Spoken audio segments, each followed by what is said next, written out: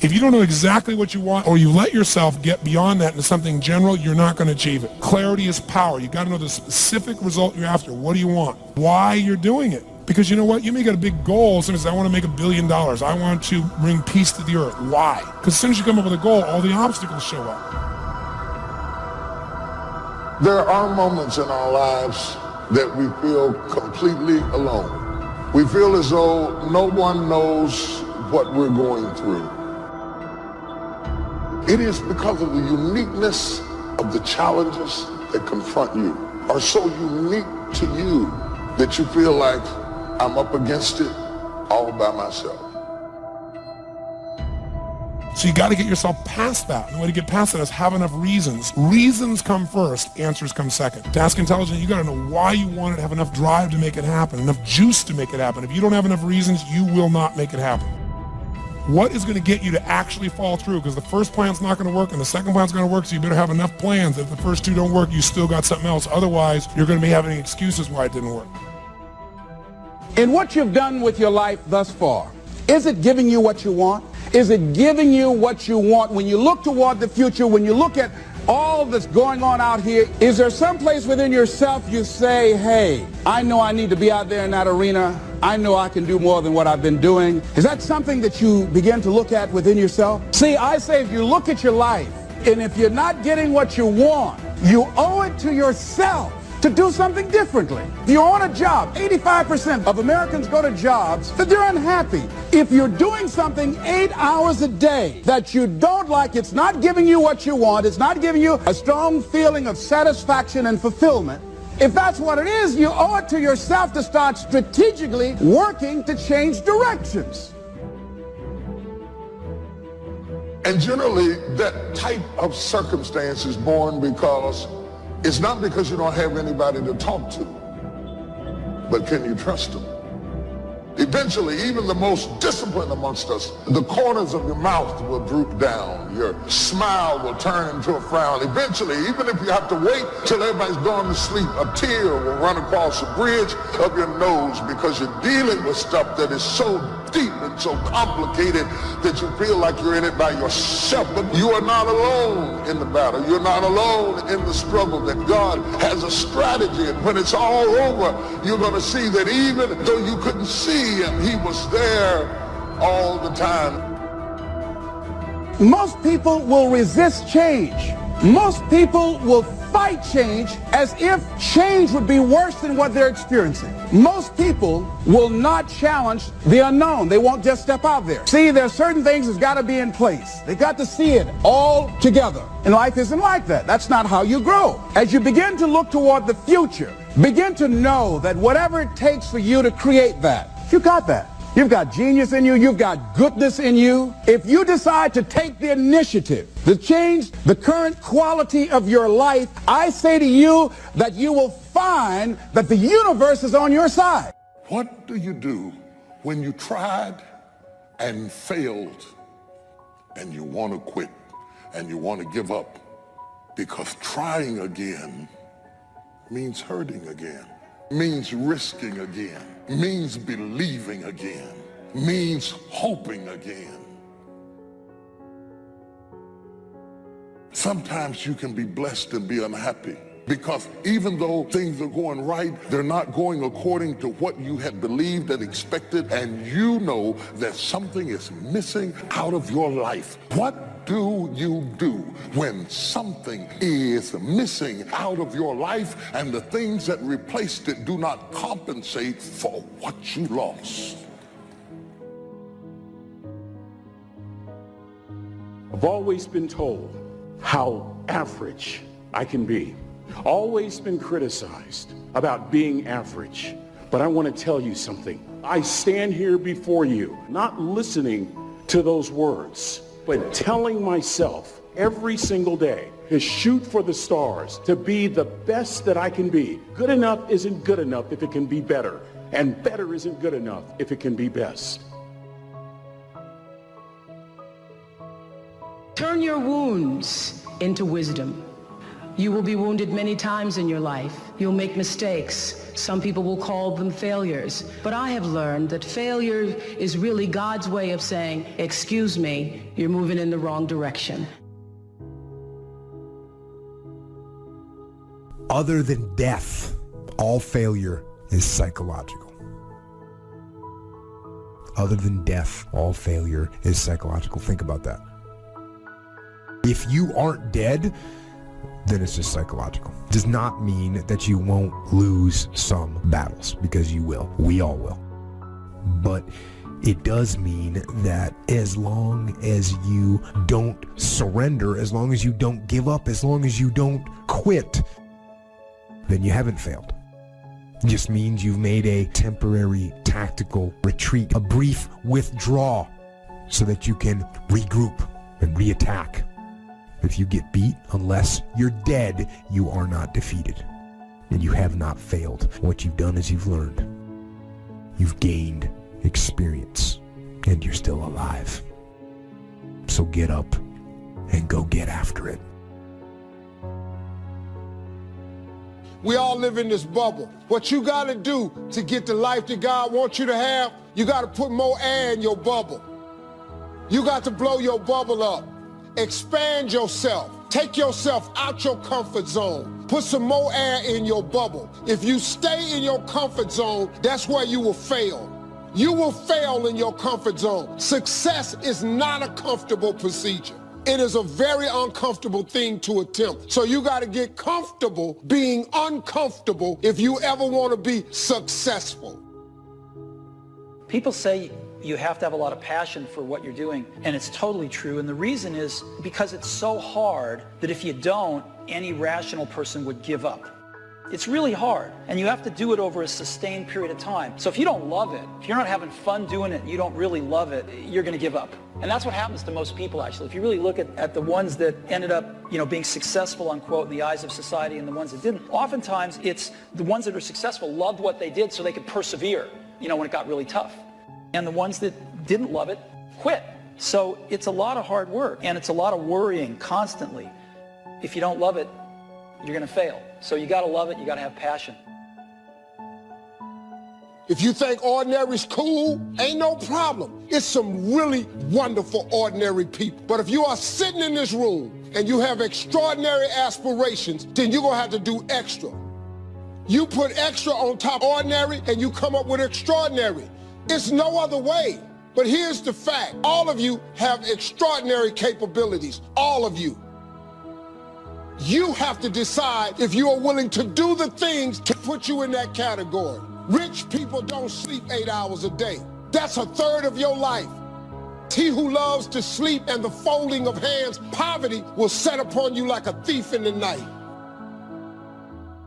You don't have to live worried, focused on the problems, wondering why it happened. You know a secret. You have favor in the storm. You know what was meant for harm, he's turning to your advantage. Here's the key. The enemy wouldn't be fighting you if you weren't a threat. Oh, get ready. Favor is about to turn things around. Favor is about to catapult you to a new level. Favor is not going to keep you from the storm, but favor will bring you out of the storm. We don't understand everything that happens. Sometimes life is not fair, but you have to trust that God knows what he's doing. This thing called life, you just don't know what the next moment will bring. But here's what I do know, and I want you to know, you have comeback power. When something happens to you, don't buy into what has happened to you. Buy into, I'm getting up out of here. I'm going to change this situation. This does not work for me, and I don't have the luxury of being depressed and angry. I need to clear my head. This is no time to do something stupid, like hurt yourself. No, no, no, no. So get serious about your goals, business goals, financial independence goals, family goals. I mean, there's so many things to work on this. But if you don't get busy and work on it, sure enough, the time will pass. And sure enough, 5 years from now, you'll wind up where you don't want to be, wearing what you don't want to wear, driving what you don't want to drive, being what you don't want to be. Now's the time to fix it. Your goals are affecting you, whatever they are. Your goals affect your attitude, personality. All day long, we're being affected by our goals. You got to clear your head so that the decision that you make represents the best in you. People who don't stop to clear their heads, they react. They don't respond. Be still and know that you're going to get through this. You're going to get through this. And you don't want to be radical. You don't want to be erratic. Just be still and know I'm going to get through this. You got to assure yourself. You have to encourage yourself. You have to clear your mind. Your better future is a dream. Where do you want to go? What do you want to do? What do you want to be? What do you want to see? You've got to dream dreams. Without dreams and visions, people perish. You've got to have something to go for. Take the crumbs from starving soldiers, they won't die. Take the bread from hungry children, they won't cry. But without dreams, we all will die. You've got to dream. Don't lose your dreams. Becoming something unique on your journey here, don't lose your dream. That's long-range goals. Got to have those. Because if you set up something short-range, go for it. Get it. Latch onto it. Work hard. Accomplish it. That starts building your strong feelings to go for your dreams. Economics plays a major role in everybody's life, which means it ought to be meticulously well planned for tomorrow. The area of life that matters clearly to all of us is time. And most people have very little mastery of this. I don't mean checking things off your list. I'm meaning squeezing out of your life what matters to you most. Your career, where is it now? Where are you financially compared to where you want to be? And especially with some of the changes that have happened in the economies around the world. And then finally, where are you in your level of sense of meaning, of contribution, and your sense of celebration in life? These are the areas that really matter most. Sit down and define what this looks like for you today. And invariably what we find out is almost everybody has some gaps. Gaps between where you are and where you want to be. And even if you've done incredibly well, I deal with some of the most successful people in the world, they're usually still happy in their life because they're hungry. They haven't lost that drive that says, look, what makes me feel alive is to know I'm growing. If my life's going to get better, I got to get better. I can't just hope it. And if my life is going to be rich emotionally, it's got to be expanding. And they know that. If you work your tail off at work to take care of your family and be the best at what you can do, if your career's going really well, isn't that the nature of human beings? To me, successful is getting to the point where you are absolutely comfortable with yourself. It does not matter how many things you have acquired. The ability to learn to say no and not to feel guilty about it, to me, is about the greatest success I have achieved. The fact that I have, in the public side, done whatever, it's all a part of a process for growing for me. But to me, to have the kind of internal strength and internal courage it takes to say, no, I will not let you treat me this way, is what success is all about. I will not be treated this way. I demand only the best for myself.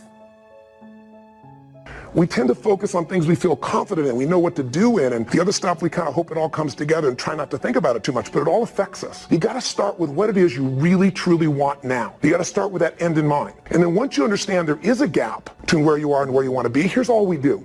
We believe that the most powerful way to change anything is total immersion.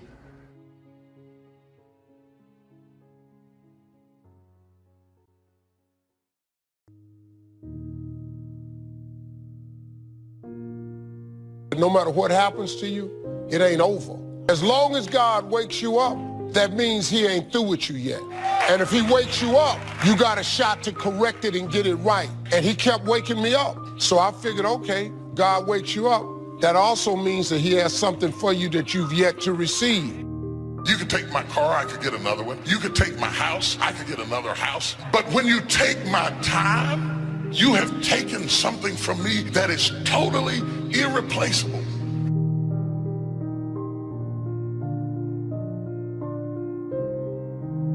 Even if you are 40 or 50 or 60 or 70, doesn't matter. You're in the game now, and that's what counts. And all those quote-unquote wasted years, they weren't wasted because you learned.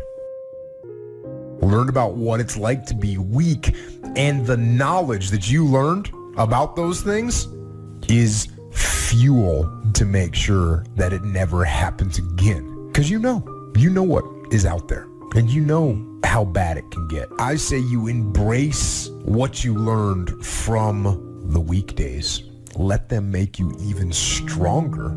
And you use your own personal transformation that you've made in life. Use that to help other people transform and get on the path as well.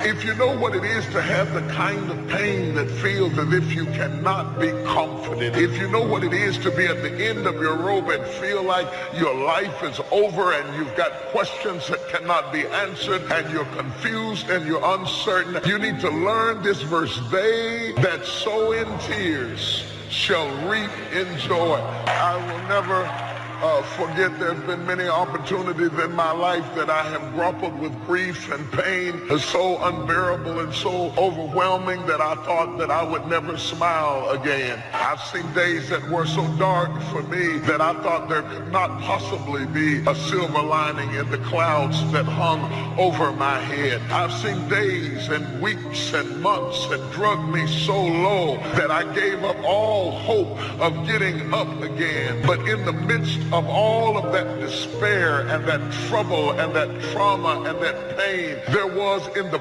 basement of my soul this one word, when.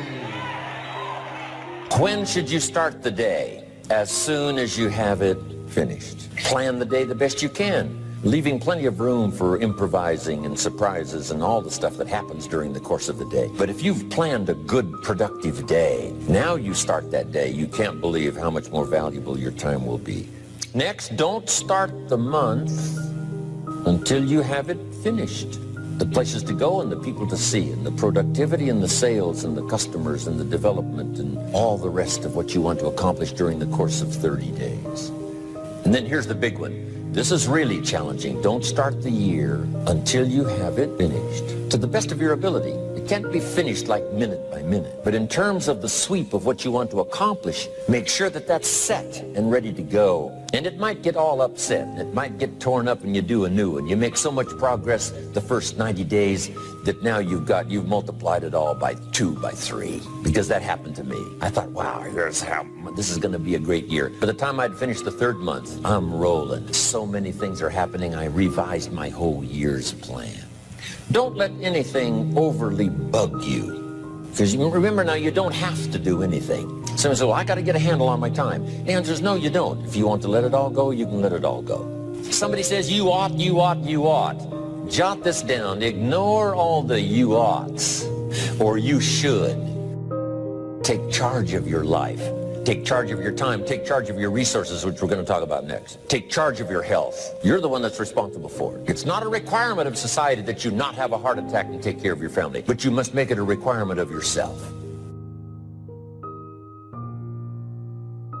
You will be okay. Nothing has been wasted. Like I say, successful people don't make the right decisions, they make their decisions right. And you have an opportunity right now to make things right inside and out. When you say you're depressed, you've got to understand that depression is the opposite of expression. So what you're literally doing is stuffing down and depressing something that wants to come up and rise out. I wouldn't be surprised if you had like jaw, ear, or neck pain having to do with expressing yourself, speaking your truth. So yeah, you're depressing yourself. Stop it. Speak up, speak your truth. Now, right, once you get that off your chest, now it's time to turn the flashlight in and discover what your truth is. We are living in a generation of the dumbing down of ideas because we have traded effectiveness for busyness. We are so busy and we think because we're busy, we're effective. But I want you to challenge your schedule for a minute and ask yourself, are you really being effective? Or is your life cluttered with all kinds of stuff that demands you and drains you and stops you from being your highest and best self? And are you substituting busyness and all the chaos that goes along with busyness from being effective? It's easy to get faked out by being busy.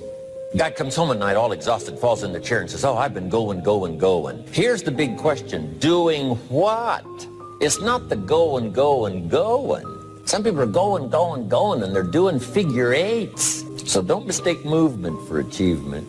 There's a lot of things you could take from me and I could make it. You could take my suit, I got another one. You could take my car, I could get another one. You could take my house, I could get another house. But when you take my time, you have taken something from me that is totally irreplaceable. We do everything except the most important thing is to value our time. It takes time to be creative.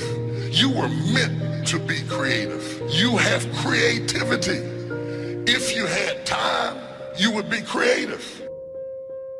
Better have a valued goal, because otherwise you can't get any positive motivation working out. And so the more valuable the goal, in principle, the more the micro processes associated with that goal start to take on a positive charge. Well, you get up in the morning and you're excited about the day. You're ready to go. What you do is you specify your long-term ideal. You do that in some sense as a unique individual. You want to specify goals that make you say, if that could happen as a consequence of my efforts, it would clearly be worthwhile.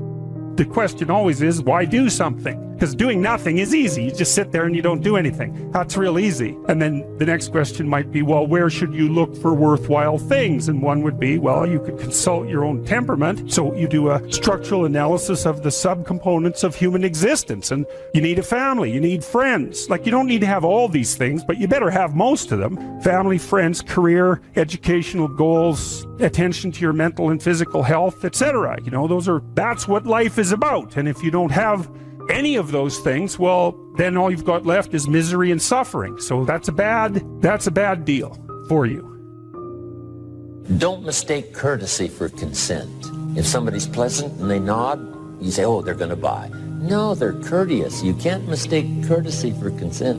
Now, here's a big one, concentration. I had to learn this. All those years ago, I'm in the shower trying to compose a letter.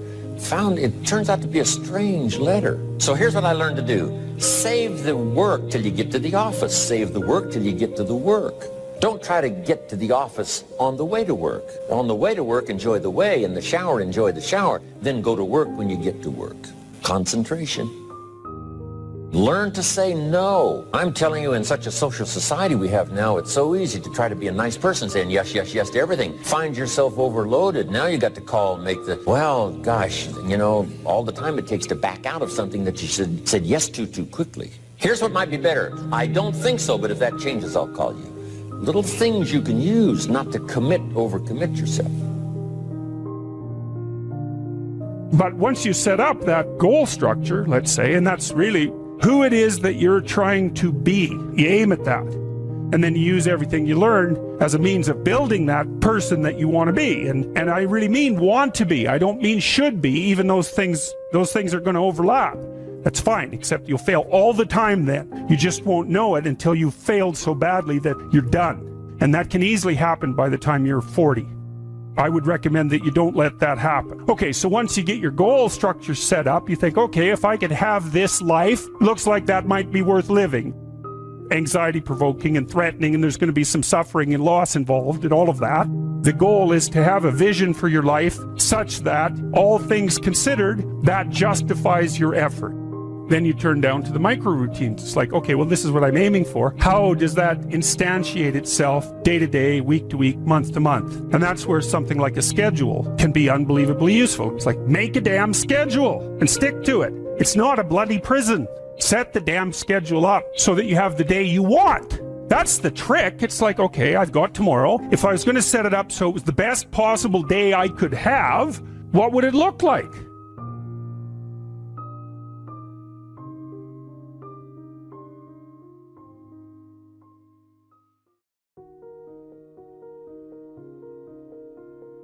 Hey guys, how y'all doing out there? Coach Payne here. I hope everybody's having a great day, great morning, great afternoon, wherever you may be. This message is for you. It's always a good day to be above ground and not under it. I want you to understand something. We want to talk a little bit about life and how important your life really is and what it really means. Don't give up on living. Don't give up on your life. Don't let things put you in a position to where you want to just give up and let go. The best thing you can do is let go of the things that are making you feel that it's over for you. My friend, it's never over for you. You have to understand that all of us go through so many things in our lives. It's gonna happen. That is what life is. Life is life. And these things must happen. Every day is a new day. Every day is a great day. You have to say that. Even when you're going through the struggles, you have to say that. Every day is a good day. My main thing I tell people often and often again, and you hear me say this often, if it's meant to be, it's up to me. Every day is a good day. Say that to yourself. Throw that little piece in there. Every day is a good day. If it's meant to be, it's up to me. Ladies and gentlemen, don't give up on living. Stay strong out there. We're living in some troubled times. A lot of people out here hurting. A lot of people don't know what direction they want to go. But you have to understand, negativity, doubt, fear, hopelessness, all of these things are what they're in a position to take everything from you. They're in a position to make you feel that you are not worthy of the life that you have been given. You are more than worthy of it, because that's why you were created for it. And only you can make it happen. So continue to live strong, continue to believe, continue to have the faith, and understand that there are always possibilities. You just got to believe it and make the impossible possible. When I first started telling jokes, I made $25 a night. The first year in comedy, I made $3,000. Second year, I made $5,500. The third year, I made about $7,200. I became homeless. I lived in a car for 3 years because I wasn't making enough money. But guess what? I kept telling them $25 jokes till they started paying me $250 a night. I kept telling them $250 jokes till they started paying me $25,000 a night. I kept telling them $25,000 jokes till they started paying me $75,000 a night. Then I told them jokes for $75, then they started paying me $125 a night. Then I kept telling them, they done paid me $500,000 for these jokes. Without the kings of comedy, we made $58 million in 1 year. You know what we did? We told jokes. Them the same $25 jokes. They ain't nothing but English. Ain't what like I was doing them in Spanish and like that. I was just saying funk jokes for $25. I just kept repetition over and over and over. I turned them jokes into an empire. I turned them jokes into a lifestyle beyond my wildest dreams. I turned them jokes into funds. My grandkids ain't got to worry about nothing. I done put up so much with them $25 jokes. You are worth millions. That's how you become a millionaire. You don't try to think of a million. You just do this $10 thing you got over and over and over. I walked out of a treatment center when I was 25. God told me I would never make it, that I was just a drug addict, that I was a junkie for life, that if I ever, this dude told me, man, you don't give up every idea of being a star, famous, rich, an author, superstar, businessman, you don't give up all those ideas, you'll never make it. He's like, any expectations, all these big giant dreams and expectations you have are why you're having problems in your life. I walked out of there, I'm like, that dude. Now, I was in the treatment center. I'm the one who went to the treatment center with the problem. That dude had a bigger problem than I had. So I left that treatment center and I'm like, I'm going to turn this failure, this disappointment in my life, I'm going to turn this I'm going to flip this thing and figure out how to use all this energy, this addictive kind of nature. I'm going to use it to turn my life around. That was 34 years ago, and I've been turning it around ever since, buddy. I've turned it around, I don't know, 34,000 times. I'm turning every day. Like every day, I'm like, I'm turning bad into great. I'm gonna figure out how to turn disappointment into freaking opportunity. I'm gonna turn the stopper, the hater, the people that don't believe in me, I'm gonna turn those into fans. If I can't turn them into fans, I'm gonna turn it into promotion. I get, you know, the thing I regret about my haters, I got a lot of haters, man. I just wish I had more. There is another level. The only reason you keep saying there isn't is you feel so exhausted about where you are. But life, the universe, or God is just testing you because there is another level. If this is good, giant jump to excellence, giant start good, poor to good to excellence. There's a level where all your dreams are realized. There's a level that you've always dreamed about. It is real. It has not gone away.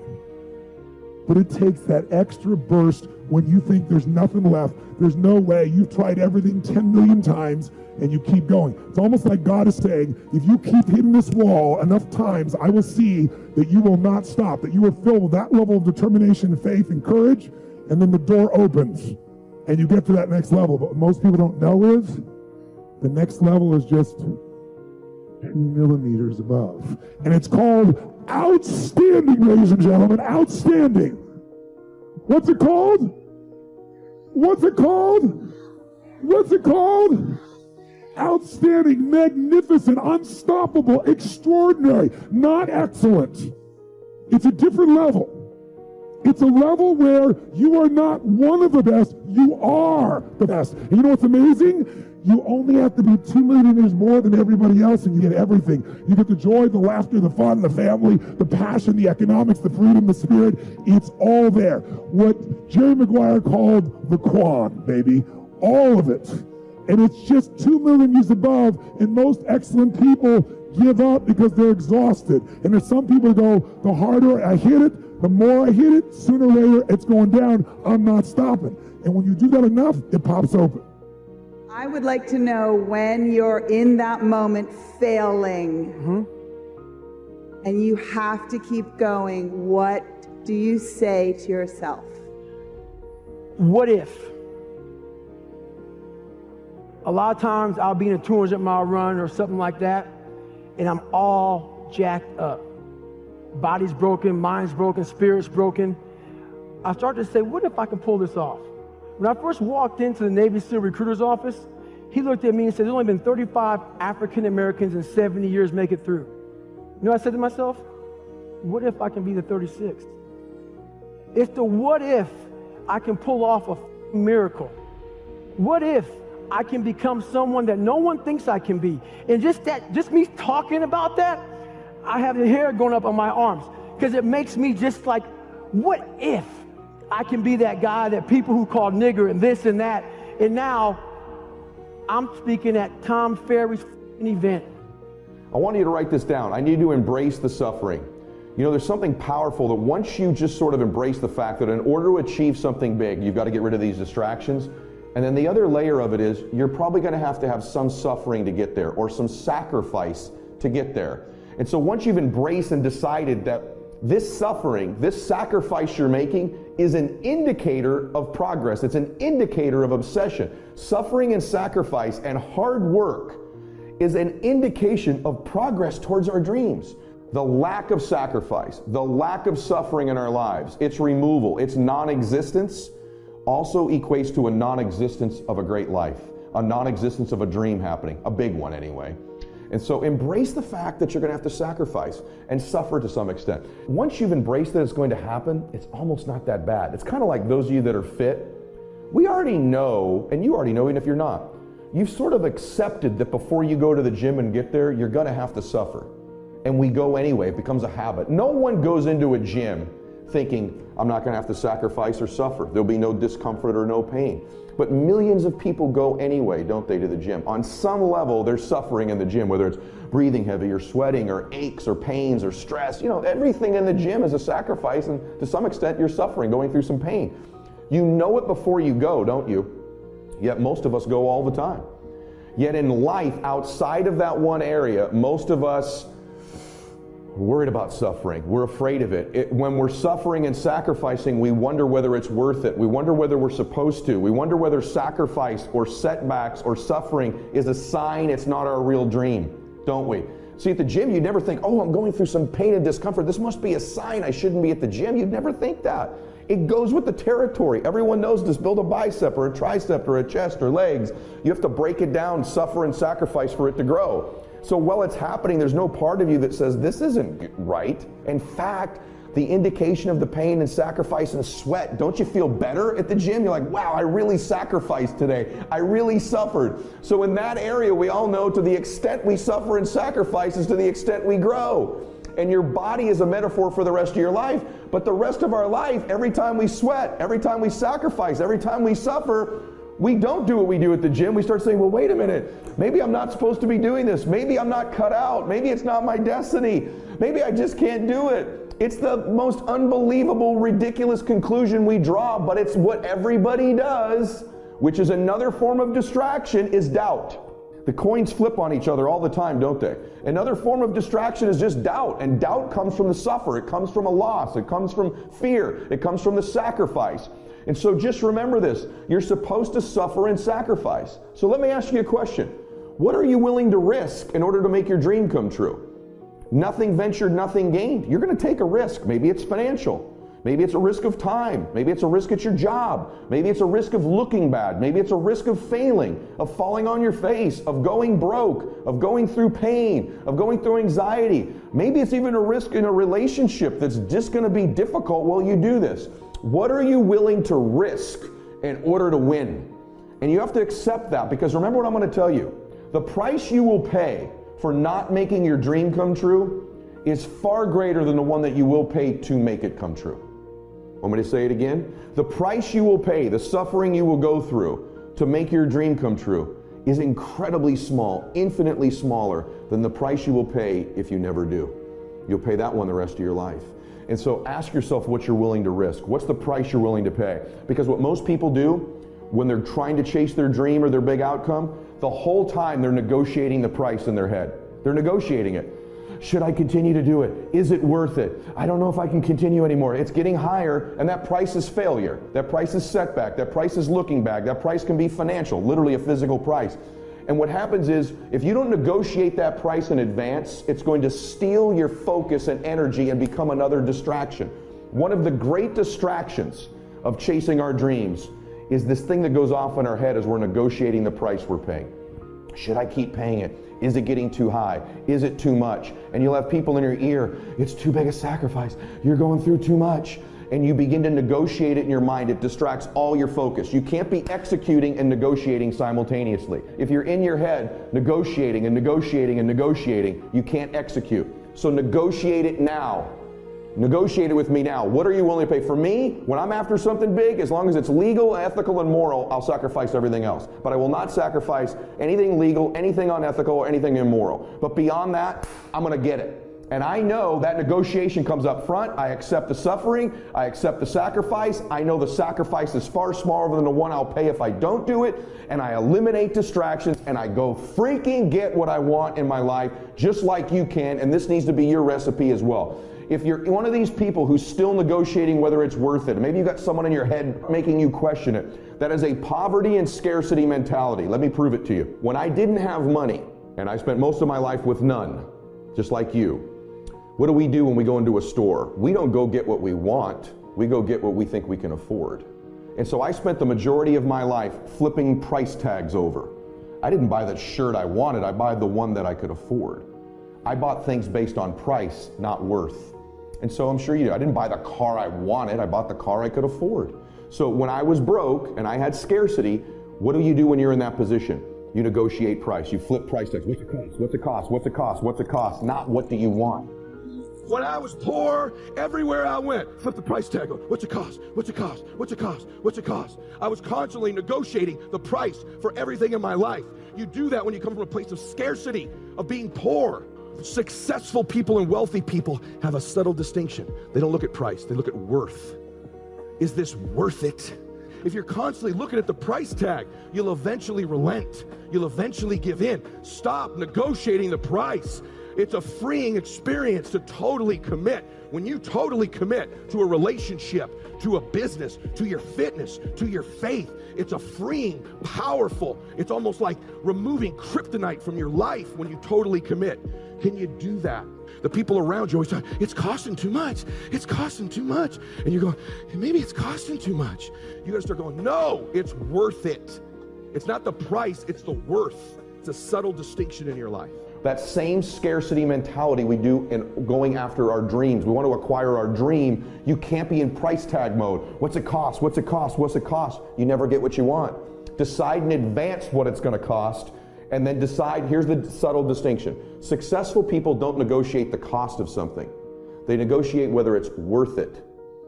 That's subtle. It's very subtle. If you're a person who's always thinking about what it's costing you in the sacrifice towards your dream, you're always going to be negotiating it. But if you can decide in advance that the cost is worth it, the negotiation stops and you go execute. What I'm telling you is if you really want something bad enough, it's worth it. It's worth it. So start to feed yourself the worth question over and over and over again, not the cost question. Cost is a distraction. Worth is a focus mechanism. This is so worth it. It's so worth it. It's so worth it. Focuses you. Cost distracts you. I don't mean to sound hard-hearted about this, but I believe that if you reach a certain age, and if you really haven't achieved very much in your own terms, I don't think you can ascribe this to bad luck or a difficult childhood or any other external factor. I personally feel that your strength of character does come into question at that point. And let me make it clear that your definition of success may be different from the next person. I'm not implying that you need to have a fat bank account or a Rolls Royce to be successful.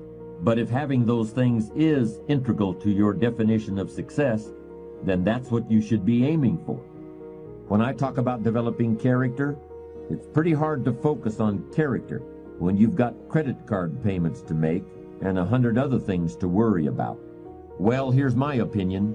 If these people had given a bit more thought to building a strong character over the years, maybe their credit card payments would be a little more manageable at this point. But it's never too late. According to Aristotle, 52 is the age at which a man's philosophy is fully formed. But it's okay to run a little behind schedule as long as you recognize it and do something about it. And you don't need volumes of books or the library in order to create a personal philosophy that will help you to achieve your goals. You can do that anywhere. You can do it right here. In fact, we could all do ourselves a favor by developing the philosophy of an ant. There are at least 2 reasons why ants are unique and important. For one thing, an ant always knows where it wants to go, and it keeps trying to find a way of getting there, no matter what. If you put a pebble in front of an ant, the first thing it does is try to find a way around the pebble. It tries to go one way. If it can't get around there, it tries to go the other way. And if it still can't get around, then it tries to climb over the pebble. And if for some reason it can't climb over the pebble, it will try to lift the pebble, even though the pebble may be hundreds of times larger than the ant itself. And if it finds it can't lift the pebble, it will look for other ants to help. And if all the ants working together can't lift the pebble, they will finally start digging a tunnel underneath it. And even if that doesn't work, they will literally start trying to gnaw their way through the pebble. How long will they keep trying? They'll keep trying until they die. Because the one thing they will never do is quit. That's the ant's philosophy of achievement, and we might all want to incorporate it into our view of the world. The other reason ants are important is because of what they do in the summer. During the summer, the ants plan for the winter. They don't have any credit cards. They don't use the present moment to create debts and liabilities for themselves in the future. They use the present moment to create assets for themselves. Do you remember the fable about the ant and the grasshopper? The grasshopper laughed at the ant for working so hard all summer. The grasshopper just enjoyed himself, leaping around in the high grass without a care in the world. And when the winter came, he starved to death, while the ant had plenty to eat. Remember, we've all been grasshoppers at some point in our lives. Just make sure you're not one now. Character is the means for transforming ideas into achievements. It's somewhat abstract in the sense that you can't lay your hand on it or point to it or weigh it on a scale, but in a very real sense, character is what allows you to get where you want to go. If you want to drive from your home to a store on the other side of town, you'll need an automobile with gas in the tank, and you'll need keys to start the car, but you'll also need to know how to drive. You'll need judgment based on life experience to tell you when to step on the brakes if the light up the street changes to red. You'll need a true intention to reach your destination so that you don't keep stopping for coffee and a piece of pie every 10 minutes. You'll need to know how much time to allot to the trip so you can get home in time for whatever else you have to do.